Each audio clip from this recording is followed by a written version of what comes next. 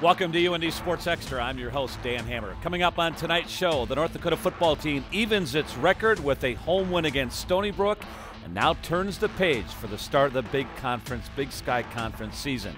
Head coach Bubba Schweigert joins us momentarily. We'll also give you a close-up look at senior linebacker Garrett Reineke, and later in the show, a preview of the women's hockey season, which is about to be unveiled. Well, North Dakota beat Stony Brook 13-3 last Saturday night at the Alara Center. Bubba, good old defensive scrum, wasn't it? Yeah, it sure was. It's what we expected. It was going to be a physical football game, and we thought we'd be challenged with their physical play, and we sure were. And our guys responded in a good way and did enough good things to win the game. You have coached defenses in your career that have won games in that style.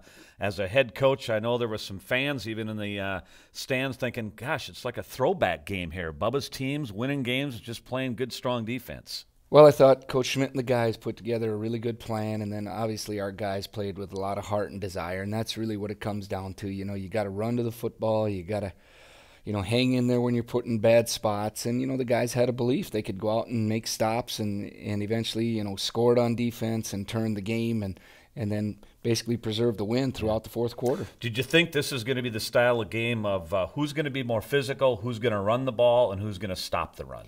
Well, that's how we challenged our guys, to get ready for that type of a game. We figured it would be low scoring, and those games a lot of times can be a little frustrating, but I'll give our guys credit. They hung in there. There was no frustration. We just kept plugging away, and then you're up 13-3, and you got to, try to get first downs. We didn't get as many as we'd like, yep. But we still had the clock running, and the clock was our ally as we wound down. All right, when we come back, we'll take a look at first half highlights in a game that was dominated by the North Dakota defense.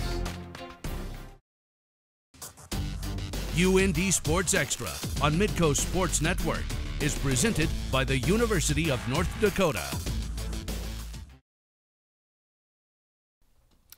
North Dakota and Stony Brook, UND of the Big Sky, Stony Brook of the always tough Colonial Athletic Association. Bubba, let's take a look at first half highlights here from the Alara Center.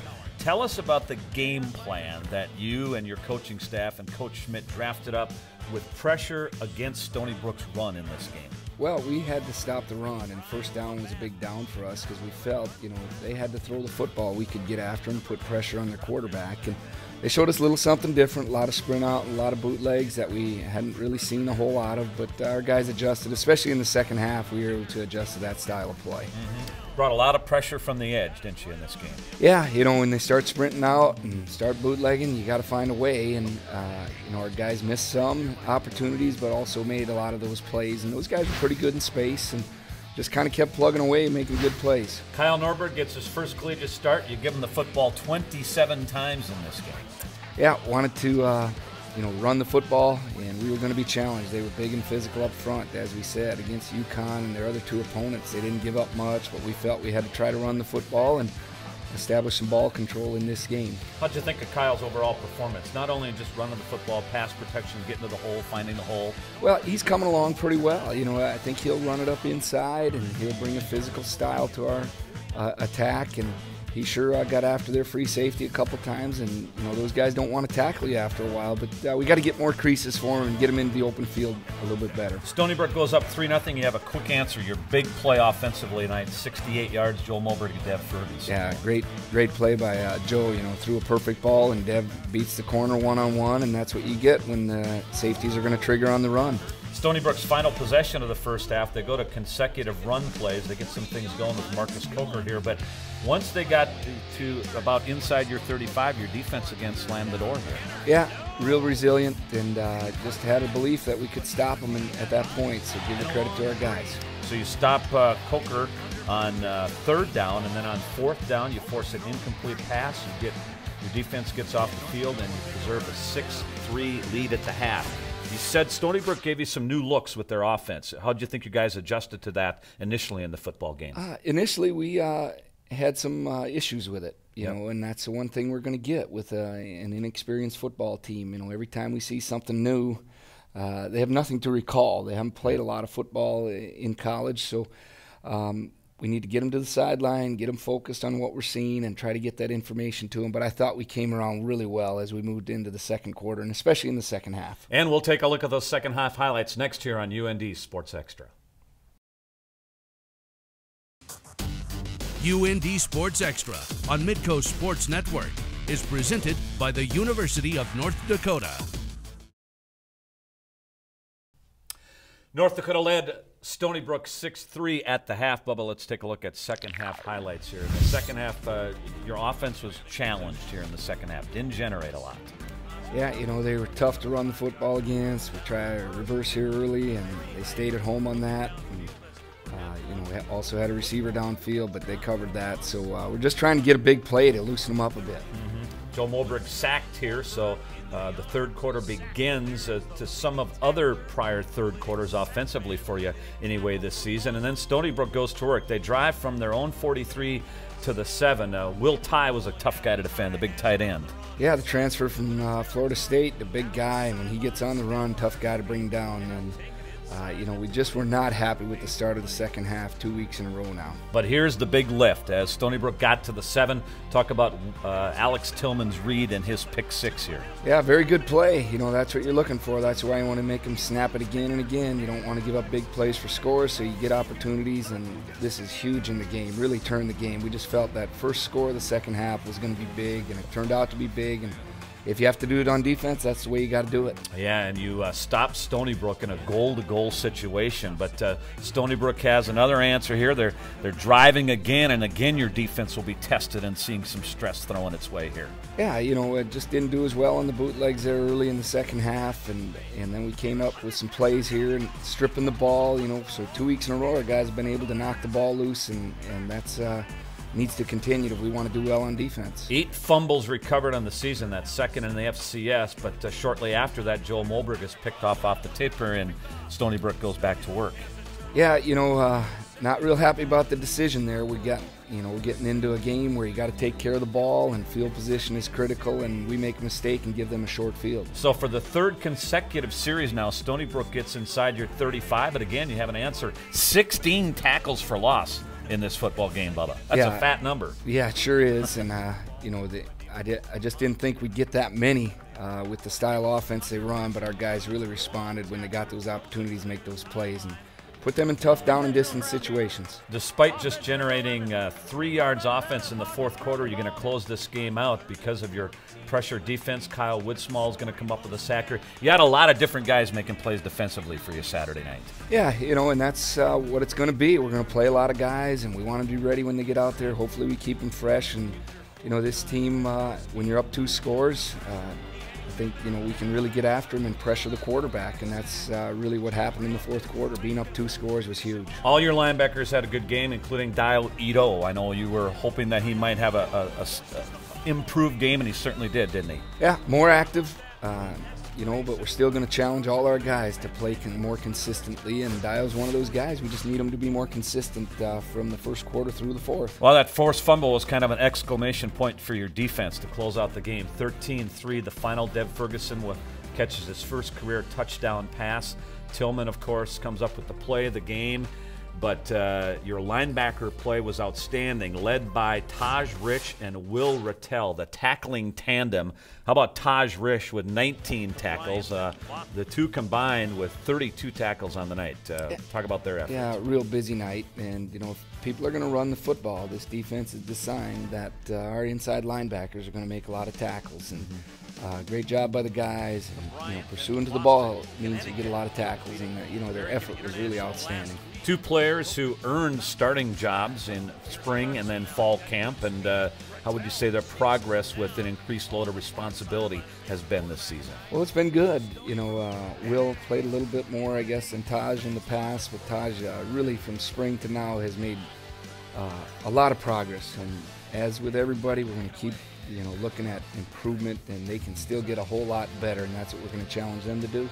The 19 tackles by Taj Rich is a UND single-game Division I record. Well, following the game, some of your players were reacting on this game, the win, and also some big defensive plays turned in. I feel like we played great. You know, they were a physical team. We knew that coming in, and I feel like we definitely answered. You know, we stopped the run. We just got real physical with them, and our DBs didn't let nothing over the top.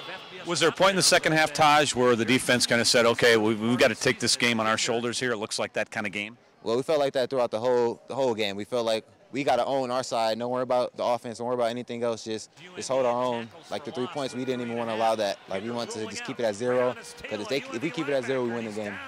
Have you ever had 19 tackles in a game before? I don't know, maybe high school sometime, but just keep ready to play. The biggest play of the game, your pick 6. Walk me through it. You know, we were in man. I seen the receiver swipe over, and I remember that play in practice, and I just once I seen it, I was like, you know what, this is mine right here. This is mine, and I took it and I just ran all the way down the field. I was so tired after I finished. Well, you know, I came with the mindset that I need to do whatever I can do to help this team, and you know, I kind of just I was nervous, but after the first carry, you know, it just kind of was just like it felt just like high school again, and I just just ran hard. Where does the next step have to come with this offense to be more successful? I think definitely we just have to be more disciplined. I think there was definitely a lot of plays where we were literally like one guy short of breaking one. And I think if we keep pushing, you know, and we stick to our assignments and listen to our coaches coaching, I think we can do some big things. Bubba, Cedric Simmons again out this past Saturday. Adam Shagaby was a bit nicked up last week, so that's why Norberg got most of the carries last week. Are you getting any bodies back at the running back position as we look ahead to Montana State? Well, we'll see. You know, Cedric will not be back. We know that. But Adam's making progress, and then we'll just see where it goes. But, you know, Kyle's going to have to get some carries here. That's pretty obvious. Right. Well, and he seems like the guy that can be a workhorse type, that he maybe feeds off getting a lot of carries. Yeah, big physical player, and, you know, we went back to his high school video, and that's what he showed in high school, and that's how he's running out here, you know, on Saturday night. Yeah. Well, coming up next year on UND Sports Extra, we'll take a look at your linebacker, Garrett Reineke, making the most of his opportunities this year. We'll also preview your Big Sky Conference opener at Montana State. UND Sports Extra on Midco Sports Network is presented by the University of North Dakota. UND linebackers are making a lot of plays this season, including Garrett Reineke. Some folks maybe had a look at their programs this year to refresh their memory on who number 15 is. They don't have to do that anymore. Go, go, go, go, go, go, go. For most of his career, Garrett Reineke has had a view from the sideline. A special teams player who saw spot duty as a reserve linebacker. That has changed this season. Reineke blitzing. He's got him. Garrett Reineke making the most of his playing time here in the second half. This play helped preserve UND's win over Robert Morris. And through the first month of the season, Reineke has more tackles than what he had combined in his career entering the season. Yeah, you know, not ever playing much, you know, you finally, you know, you first get out in the game, you know, it's got a little jitters, you know, you're scared and stuff, but, you know, as, you know, coaches do a good job preparing us. Reineke grew up here in Thompson, just minutes down the road from Grand Forks. He was an all-stater in football and basketball, and when UND showed interest, he jumped at the opportunity. When they recruited me as a preferred walk-on, and, you know, when they came calling about, you know, living close 10 miles away, I've always been, you know, going to the games, watching the games, been a big fan, so when they came calling, it wasn't, you know, a hard choice. I always wanted to play here. But Reineke would have to practice patience. He didn't see the field in 2011, and over 2012 and 13 had a combined 7 tackles. Double uppercut. Like you said, not seeing the field, that's, you know, it's not easy. And then, you know, once you finally get a chance, you kind of want to prove yourself, and, you know, you kind of just want to go out there and make some plays and just make the most of it. Brumbaugh swings it out, broken up by Reineke.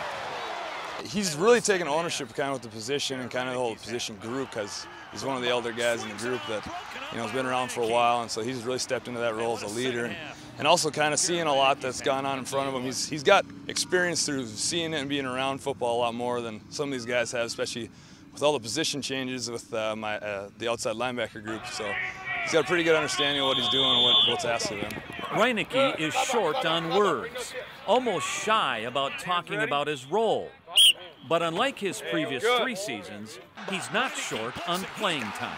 For everything that he's gotten so far this season, he's really deserved it for all the hard work and time that he's put into it. You know, I guess just my senior year, I wanted to, get on the field, make the most of my opportunities that I've had.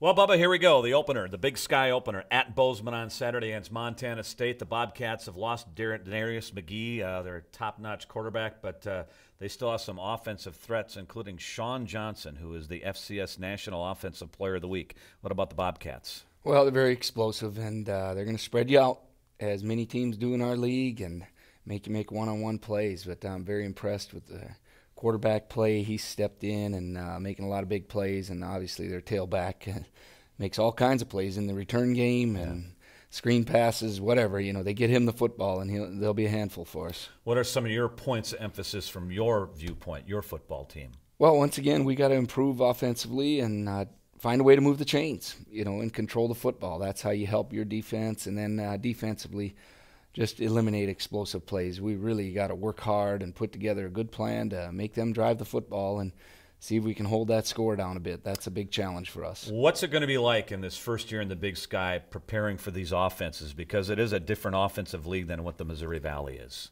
Yeah, we've faced some in the past, spread offenses. And, in the Missouri Valley, we've faced teams that will spread you out. They probably don't do it as often and throughout the entire game. But, it's a challenge for us, and we're looking forward to it. I believe our guys are excited.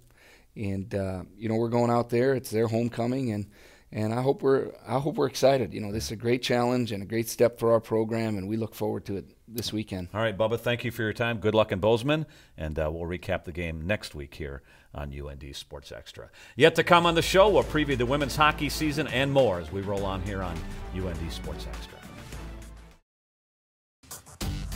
UND Sports Extra on Midco Sports Network is presented by the University of North Dakota.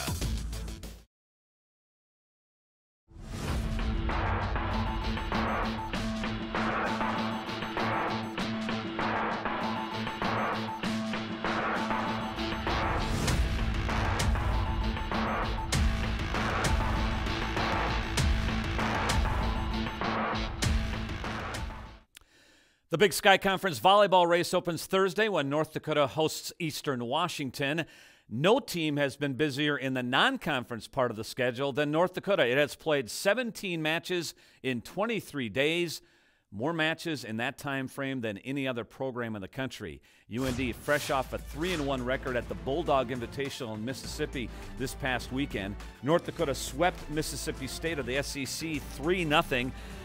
Lexi Robinson and Anna Piaski each had 9 kills for North Dakota. Then UND defeated Mississippi Valley State 3-0, holding Mississippi Valley State to minus .077 hitting.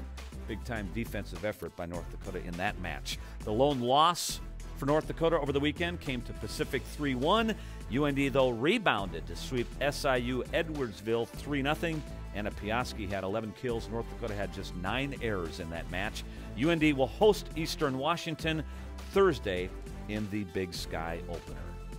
And in soccer, South Dakota defeated North Dakota 5-1. UND now 1-5-1. They'll open Big Sky play September 28th at Idaho. The women's hockey season is upon us. Brian Adolski's team has an exhibition game this coming weekend, then opens the regular season the first weekend in October. North Dakota has a lot of experience back heading into the season, including 2 top-flight forwards, Josephine Jakobsen and Megan Defoe. Last season, the 2 combined for 26 goals.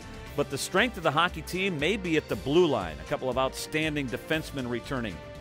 Tanya Eijensmeed, who last year finished with a +9 and played in the Olympics, is back, and so is Grayson Hershey, who was an unbelievable +19 last season and earned all WCHA rookie team honors. Here's Brian Adolski and Captain Andrea Dolan on their expectations and a preview of the season ahead. We changed up some things systematically, D-zone and a couple other things. So, I mean, we really kind of started at ground zero yesterday, just walked through some things we wanted to do a little bit differently. So, though we have a veteran group that knows mostly what we're trying to accomplish when it comes to concept systems, there were a few new wrinkles that we had to felt like we were starting over with a little bit. Yeah, we're trying to do some new system-wise and try to still have the same goals as we have had the last couple of years, winning the championship and being the top of our league. So that wise, it's pretty similar. Up front, you know, we were really used to having the Carvinens and Lamoureux of the world up front. And quite honestly, we just don't have that kind of impact player, though Megan Dufault and Rebecca Kohler are growing into that. I think it'll be a good year for them. Jakobsen's been consistent from the day she stepped on the ice for us, and Dallin has steadily improved, and we expect a big year from her. So still, you know, I think the strength of our club is on the blue line. I think the next step is just to be able to reach that goal we have. We've been pretty close in a couple of years, but it takes like culture-wise and like just getting used to it to actually get the full success. You know, when you go and have the summer and strength and conditioning, when we test, when we get back, it's always interesting to see who's taken a big leap. And you know what? Layla Marvin and Marissa Salo had great summers. They've earned their spots and some opportunities to start the year off. For us, it's going to be, can they hold on to that and be that kind of impact player for us from the word go? But those two specifically had great summers. The preseason coaches poll is out. North Dakota picked 4th. Minnesota again picked to win the WCHA championship. We have Big Sky Volleyball for you Thursday night. North Dakota and Eastern Washington here on Midco Sports Network. Thanks for watching. Stay tuned for North Dakota Hockey with Dave Haxtell.